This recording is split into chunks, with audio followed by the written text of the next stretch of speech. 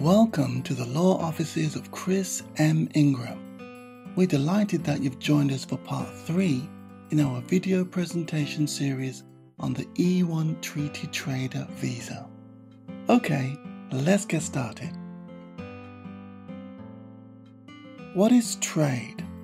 Well, under the E1 Treaty regulations, trade must consist of 3 elements.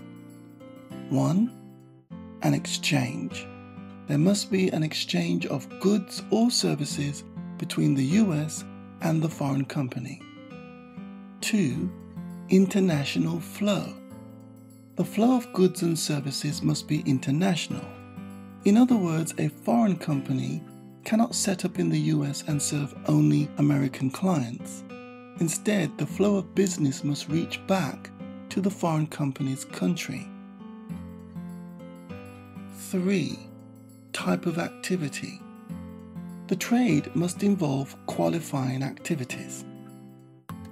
Okay, let's tackle these elements in turn to see how they come together to constitute trade. Exchange. Let's run through some examples. Example 1. John Smith owns a carpet store in Canada. John has found that in Chinatown, Los Angeles, there's a great carpet wholesaler by the name of Li Chu who can get him the best prices.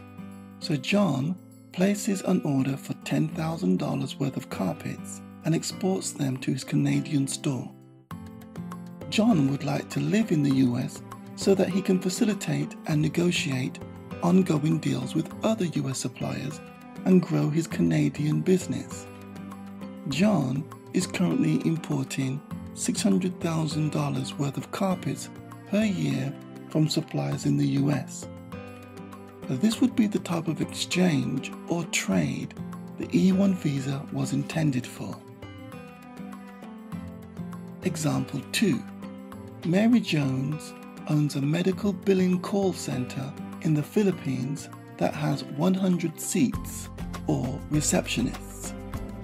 Mary Jones wants to grow her call center but feels she needs to relocate in the US under the E1 visa so that she can negotiate more contracts and provide closer support to her clients. In this second example, Mary is providing a service for US companies to benefit her Philippine company. Example 3. Michael Walker is a commercial landlord in London, England, and does quite well for himself. Michael loves to visit New York every spring to do some personal shopping and update his New York apartment.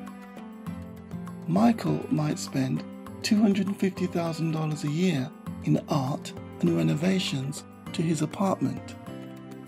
In this case, although Michael is clearly spending a lot of money in the US, none of these expenditures benefit his commercial business in London, and thus there is no trade. If Michael were buying New York furniture to accessorize his upscale commercial units in London, then this might constitute trade depending on the overall business model. International flow. This one is quite easy and is covered well in the previous examples. But essentially, US immigration is looking for the foreign company doing business in their home country to exchange services with the US company or companies. Example 4. John Smith, having exported carpets back to Canada from Los Angeles for many years, decided to open up a retail carpet store in Las Vegas, given the amount of hotel and office space in this area. John would like to continue to buy his carpet from the same Los Angeles wholesalers.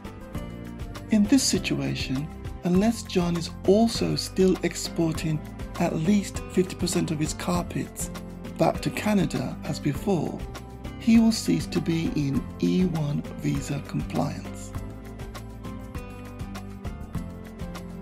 Type of activity. As outlined in these examples, The type of activity that the E1 visa is looking to facilitate is business-to-business exchanges of goods and services internationally. The E1 visa applicant must be in business to do business with US companies. Here are some examples of E1 visa activities: import-export, call centers, international banking, insurance, transportation, tourism, communications. Can I qualify for an E1 visa to initiate US trade? You can only apply for your E1 visa once you have landed some trading contracts. Thus, you might visit the US under the Visa Waiver Program or B1 Visitor's Visa to meet with some potential clients. Since you would only be visiting for a short trip, this would be permissible. Once the contracts were executed and trading was now underway, you could then apply for the E1 visa.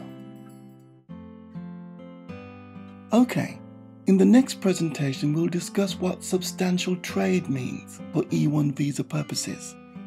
Thank you for joining us, and we hope you enjoyed this E1 visa presentation.